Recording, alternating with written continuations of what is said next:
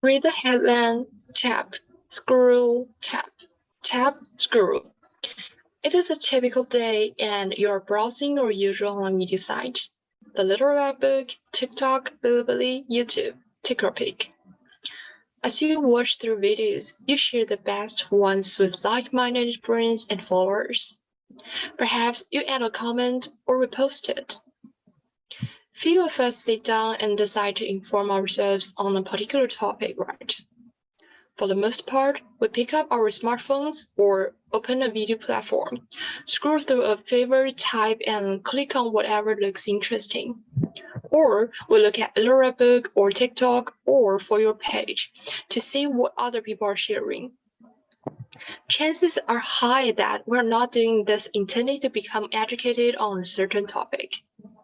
No, we are probably waiting in line playing with our phone, on the subway, or in a soft sofa, procrastinating or grappling with insomnia, looking for some form of entertainment.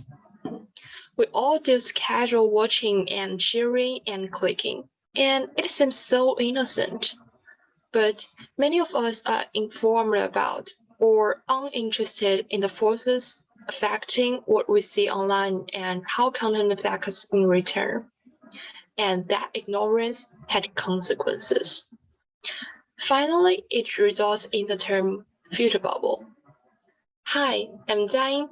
Welcome to my video channel, See Your Bubble. Today, I'm gonna share my EAP final project with you. The topic is how do people respond to filter bubble in online video platforms? So, what is filter bubble? Have you ever heard about that? Well, identified by Ali Pariser in his book Filter Bubble, website algorithm selective guesses what information a user would like to see based on information about the user. After that, the searching engine brings up vastly different results depending on the history of the user. Gradually, a state of intellectual isolation forms. That's what a filter bubble is. Each time we click, watch, share, or comment, search engines and social platforms harvest information. In particular, this information serves to generate targeted advertisements. Often, this advertising in videos or related links continues until we succumb and purchase the product. Now, you probably can feel that. The internet has changed a great deal from the early days. When people worried about strangers finding out who they were, anonymity was once the king. Now, our privacy has been sacrificed for the sake of advertising revenue.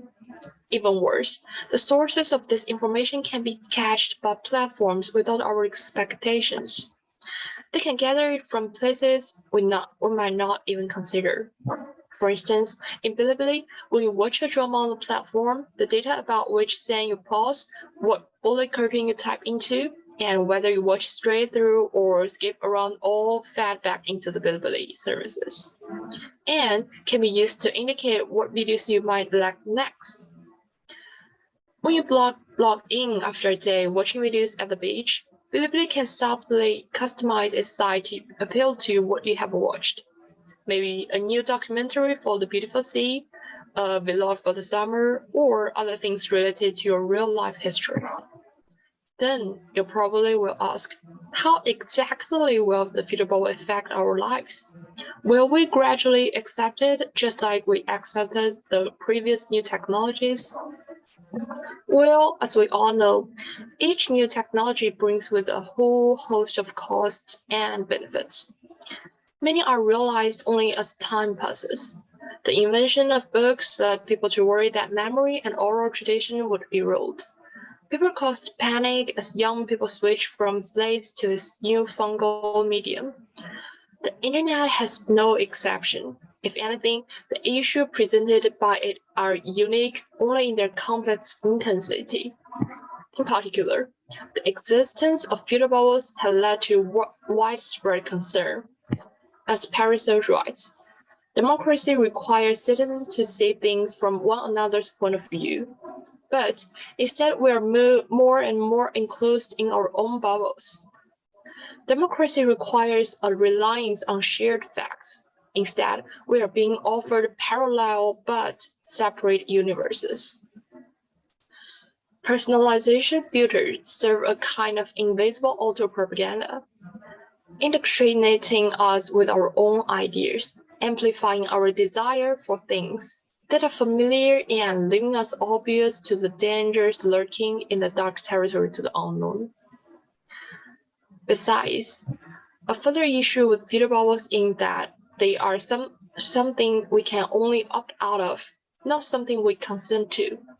As of March 2017, an estimated 1.94 billion people have a Facebook account, of which 1.28 billion log on every day. It is safe to assume that only a small percentage are informed about the algorithms. Considering that 40% of people regard Facebook as their main news source, this is worrying. As with cognitive biases, a lack of awareness amplifies the impact of filter bubbles. And in my interviews, I asked them, how do you feel about the online video platform's recommendation strategy? Do you like the personal recommendation all the time? And mostly, the answers are negative. For example, this interview shared what she feel upon this recommendation.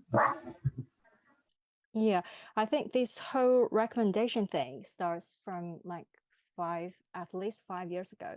So at the very early age, I like it actually.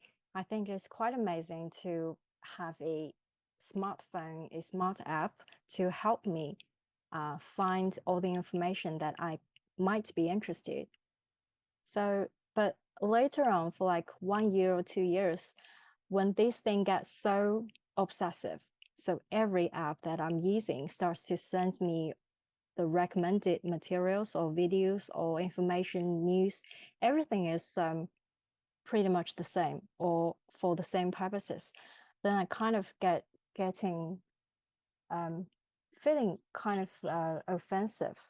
And because all those reviews and online opinions are start to saying that this is like information cocoon or chamber house effect, and it really just reinforcing the things that I know I've known already or I have already believed, but at the same time isolating myself from other opinions in the world. So I think 2 or 3 years ago, I started to closing down all those kind of recommendation mechanisms. There are always two sides of the same coin. On the one hand, when I need some ingredient for my own material, I think I find these kind of recommendations like tailored for me are pretty helpful. They help me save a lot of time. I don't have to look here and there. But on the other hand, when I want to relax, when I wanted to watch something like interesting, relaxing, have nothing to do with work, it's pretty hard because I have to log out and then log in again as another person, just as a walk-in, like I never registered. Then I will have some random recommendation. Based on that, I further asked the questions whether they have aware that they are in a kind of recommendation loop, which the scientists call it the filter bubble. They answered as follows. Well, from my personal opinion, I think filter bubble and information cocoon is quite similar. But information cocoon and chamber house effect is actually something not very new. It is, I think it's pretty much from ancient times. But the difference between these two is like you personally choose to create a information cocoon. But filter bubble is more like given. So the IT company is creating the cocoon or bubble for you instead of yourself. So this is just my understanding. Well, actually, I didn't pay much attention. Maybe I have the rough impression of something like that. So that reflects how people are viewing this kind of filter bubbles. Because we must be objective when saying that it can be helpful to some people when they are really looking for something, when they really wanted to find something like packaged in a whole, and they don't have to look here and there. And to my surprise, it is different from Broska's and other experts' study, assessing and fostering college students' algorithm awareness across online context in 2022. In this study, it found that only 50% of participants are aware of the phenomenon in some aspects and more often restructure their searching settings. So after researching related sources, I found that now we have minimal concrete evidence of exactly what information search engines and social platforms collect. Even search engine optimization experts do not know for certain how search rankings are organized. We also don't know if sites collect information from users who do not have accounts. Scandals are becoming increasingly common as sites and services are found to be harvesting data without consent. Even when this information is listed in user agreements or disclaimers, it can be difficult for users to ascertain from the confusing jungle how their data are being used, by whom, and why. In the farewell speech, President Obama aired his personal concerns. We retreat into our own bubbles, especially our social media feeds, surrounded by people who look like us and share the same political outlook and never challenge our assumptions. And increasingly, we become so secure in our bubbles that we start accepting only information, whether it's true or not, that fits our opinions, instead of basing our opinions on the evidence that is out there. Filter bubbles can cause cognitive biases and shortcuts to manifest, amplifying their negative impact to our ability to think in a logical and critical manner. A combination of social proof, availability bias, confirmation bias, and bias from disliking or liking is prevalent. As Pariser further writes, the filter bubble tends to dramatically amplify confirmation bias.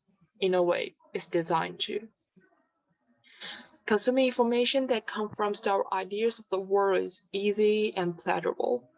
Consuming information that challenges us to think in new ways or question our assumptions is frustrating and difficult. This is why partisans of one political stripe tend not to consume the media of another.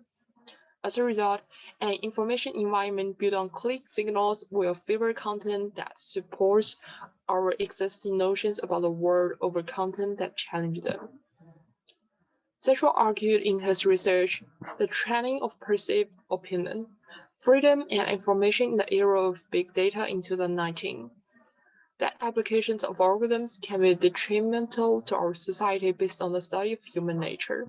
It suggests that big data poses a threat to liberty by undermining individuality, autonomy, and the very foundation of liberal society. This examines the liberty of opinion in the era of big data and algorithms in three credible perspectives. First, the tendency in human nature to seek information that corroborates rather than challenging views we already hold. Second, algorithms and filter bubbles. The third, the way in which we can now live digital lives in digital spaces inhabited to a large degree by like-minded people. Thus, how to deal with the bubble? I asked interviews, what do you think about the filter bubble phenomenon? Will you stay in it, burst through the bubble, or even take advantage of it? Well, they give me really insightful thoughts. As we can see, especially in today's algorithmic world, personalization doesn't just make it possible to choose what a certain person is exposed to. It actually leads to increasing selective exposure. This implies that the existence of the filter bubble phenomenon is indeed from personal bias and algorithmic personalization.